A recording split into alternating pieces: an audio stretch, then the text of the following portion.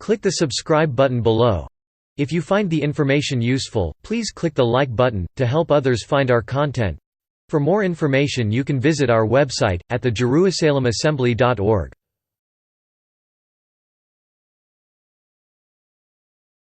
The Jerusalem Assembly. April 7, 2016. Ingratitude by Ruben D. Garcia. The interpretation of God's feelings and emotions toward His creations, especially man, has been debated and argued throughout the centuries by scholars and religious leaders, and in doing so, they have conveyed a misunderstanding of the true nature of His feelings. Most of the biblical scholars have interpreted the Bible writings according to their upbringing or religious background. In all cases, most of the interpretations do not truly reflect the one thing that is common to all of God's action. From Judaism to Christianity, we have been told that disobedience is the most underlying reason why God acted angrily the way He did toward mankind. I am not denying that disobedience plays a major role in many of the punitive and disciplinary actions He chose toward man. However, after much research and years of contemplating the true reason for God's frequent anger toward us throughout the Bible, I strongly believe that it has to do with ingratitude. Exodus 15:22, Numbers 20:5, 21:5. This human attitude has been prevalent from the beginning of time and will be in full force toward the end of time because it has a strong grip on our consciousness. Currently, we have a degree of expectancy that in any event, from a simple health issue to a natural disaster, either the government, hospitals, humanistic agencies, and even churches will be there to provide for our comfort and protection. To me, this fallacy of attitude is dangerous because it does falsify the true nature of trusting God and the nature of man being resourceful. Psalm 125:1. This resourcefulness should not only be cognitively but also spiritual. Isaiah 51:3. We should show gratitude from the simple act of drinking water to break bread to eat. Psalm 107:1, 21. According to ancient writers, gratitude was the eminent act of mankind toward God. Yet, it has been the least honor-giving to God in modern times. Our social structure is predominantly more focused on personal acquisitions as a gesture of personal gratitude or reward for our efforts rather than recognizing that a greater force provided such means. I know what you may be thinking by now. All that I have acquired has been due to my personal efforts, not by some invisible force or manifestation of which I cannot see or distinguish. You may be thinking for success to be achieved it must be realistic and factual. Consequently, because of such attitudes, being grateful toward God is not one of our daily activities as it is complaining to Him.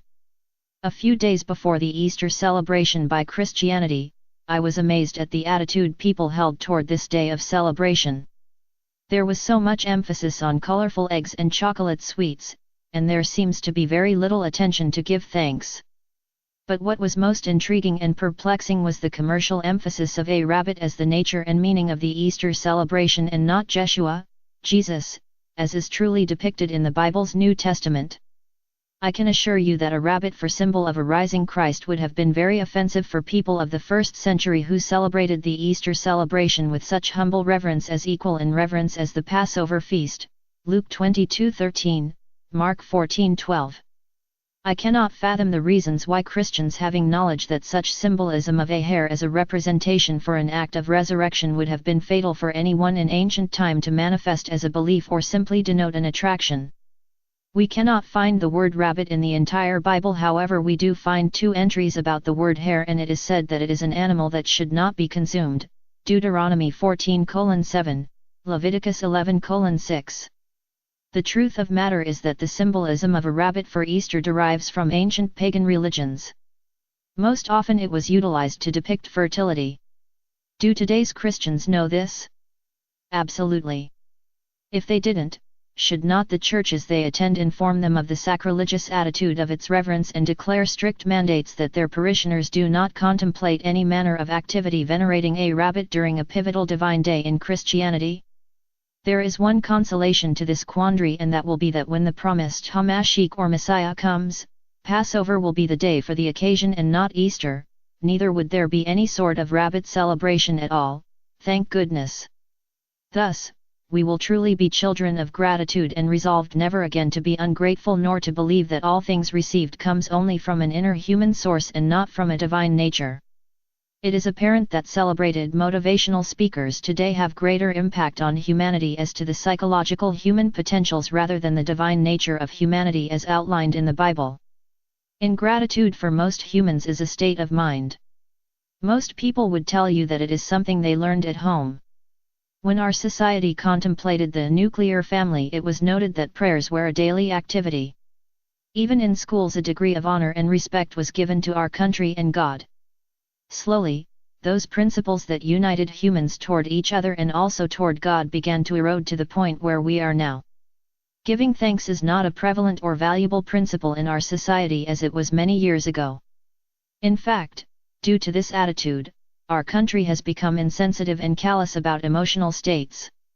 Sadly, it is feasible to find this attitude in all realms of our lives. It is not only in the realm of our spiritual attitude toward God that we have become ungrateful, but also in our social and financial attitudes toward man. We are a society of self-conceited individuals. No wonder our ingratitude is so much more prevalent in these modern times toward God as it is also toward each other. To some degree, this conceitedness has benefited some biblical scholars and various national televised evangelists, maintaining that to show gratitude for the things God has rewarded you with, you must share those financial rewards by giving to their divine cause. Most of them are hidden with words such as love gifts, others are camouflaged in words of love seeds, and most often their words are targeted to our remorse and fears that God will limit your success, but in many cases take it all away from you if you contemplate selfishness. The truth is that God will not do such things if your heart is in His mandates. Even Jeshua often argued with the Pharisees about the truly needy people and always said, to give to the poor. Matthew 19:21, Mark 10:21, Luke 19:8, John 13:29. Then why is it that we fall prey today to such mundane requests by religious agencies and churches? The answer lies in the degree of remorse and shame you feel about what you have received, and recognizing through their persuasive words that you have not done enough in some form of gratitude for what you have received. The fear of losing or taking away your valued possessions by God is a frightening fear. It is through this emotional and psychological persuasive approach that people are convinced they have not done enough. It is so overpowering, the fear of God's reprisal, that it will obscure the divine greatness of God. The word and methods that are portrayed before you is to consider giving a portion of the medication and food money set aside each month for your needs is very powerful. This is not the God of the Bible, but rather the God of television. God instructed us to provide for the poor, the widow and the stranger first, Deuteronomy 10:18, 14:29.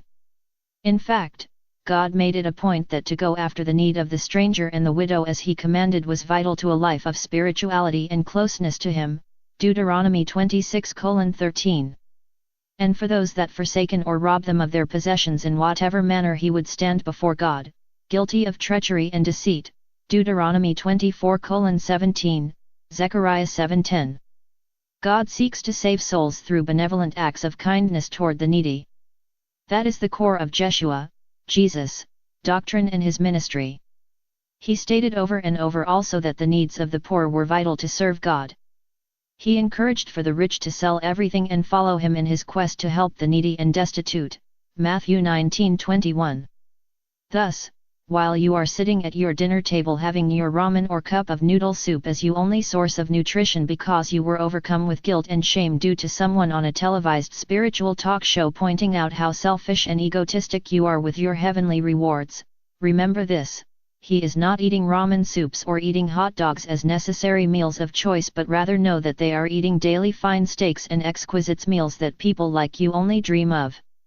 Take into heart these solemn words from Jesus. Seek spiritual comfort and peace of soul and spirit by caring for the needy. Do not let your intentions of wanting to do a favorable good before God and Jeshua be persuaded by remorseful or persuasive words, for it does not buy an entrance into heaven. What it does is it only gives you a sense of accomplishment and not one of gratitude and faith. Take hold of your spiritual interest and task yourself and your financial rewards to support community food kitchens, clothing the orphans, looking after the well-being of the widow and the stranger, and providing safety and comfort for the children. This is the path to heaven, God, and Jeshua. As always, I like to remind the reader these words of Jeshua which were uttered to his disciples over 2,000 years ago, and seem to be most prevalent for our times, for many shall come in my name and say, I am the Christ, and shall deceive many. Matthew 24:6, 11, 24. What these prophetic words by Jeshua really meant was that many would come adhering to his doctrine, his spiritual practice, and even methods projecting a similar attitude, but their intent would not be to attend the needs of the poor, the homeless, the starving child, the lonely widow, or being seekers of peace, but rather they would manifest an interest and a devotion not to his humble living principles, but rather they would exalt themselves. This approach is not an unusual one. Many have used it as stepping stones to achieve goals such as inventors, explorers, and discoverers. Many came after Columbus and conquered in his name and in the name of Spain. Wars have erupted in name of causes that brought unbelievable deaths, such was the Crusades. So, there is no reason why today's convincing evangelists often evoke Jeshua as their supporting element of faith and persuasive manners to make us feel guilty and shamed. It is not only the elements of our fears that are in conflict with our spiritual state, but often we are dosed with a portion of psychological power of positive thinking to convince the frightened Christians that the spiritual ill feelings such as shame and guilt you manifest have brought upon yourself, and you can overcome it by indulging them in their financial needs. Truly, if you read the words of God and Jesus, you will find a whole new ideology that will bring deep inner peace and comfort without the need of providing financial support to someone that will never experience the hardships and travails that you have already experienced. God and Jesus seeks your goodness over the needy and the oppressed, not the exceptional living of the selected spiritual rich. Why follow their smiles and their stands in fancy suits and elaborate stages? Did the ancient prophets speak in colossal structures? Did the disciples and Jesus ever have fancy garments, shoes, or luxury stages? If they did not, why you follow the ones that do? Shalom.